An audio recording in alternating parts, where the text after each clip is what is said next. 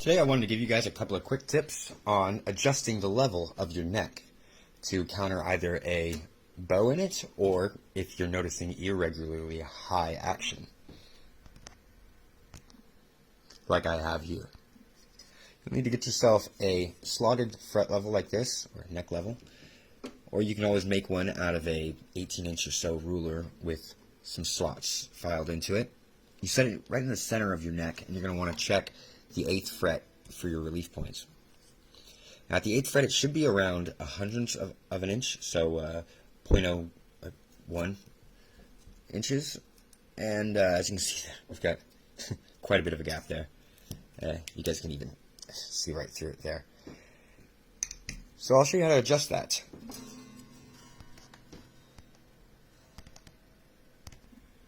Now it's common for guitar necks over time to get a little bit warped since it is straight grain, long piece of wood. So in the neck of every guitar there is a truss rod, kind of like this one. This is from an old bass guitar, but they lie in the slot in the center of the neck that's directly underneath your fingerboard. And acoustic guitars have them as well. Some of them have the adjustments for your truss rod on the inside of the sound hole in the guitar, and some of them on the headstock. Most electric guitars are on the headstock. So to adjust the truss rod, you're going to want to remove the 3 screws that are holding in the truss rod plate cover. And pull that thing out of the way. And then inside there's an Allen head on the end of the truss rod. Now depending on which direction you turn your Allen wrench, it'll either cause your neck to bow forward or backward. The best way for me to remember which direction the truss rod is going is to the right, pull it out. So right out, or if you left, it'd be in. So the adjustments are really tricky on these ones. They don't really need much. A quarter turn is about it, and then you're going to want to check your relief again. Anything farther than that, and you may overcompensate, but you will know it before you break the truss rod. So don't be afraid of it. So let's just give that a quick quarter turn. Right there, and check it.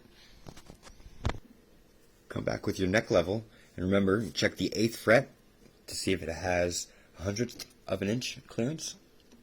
And it still has just a little bit more to go. I'd say maybe an 1/8 of a turn. Just a small turn. That should do it.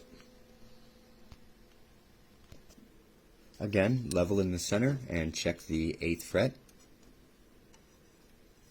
And I'd say that's looking pretty groovy. Alright, so you see there, we only needed to take it 1/3 of a crank around the truss rod to actually get that down around 300ths of an inch. Now, you wouldn't think 300ths of an inch would make a very big difference, but it makes a world of difference with your fluidity and your playing and setting proper action for your strings. Now just retension that string that you loosened up for safe measures and double check it once all these strings are actually fully tensioned, so you can make sure that you're not going to have to go back after the guitar is all put back together. And give that gap just one more test to see. And I'd say that's looking pretty good. But as you can see here, my action is still pretty high. So in a follow-up video, I will show you what may be causing that and what you would need to do to get that on point so you can have a nice concert performance ready acoustic guitar.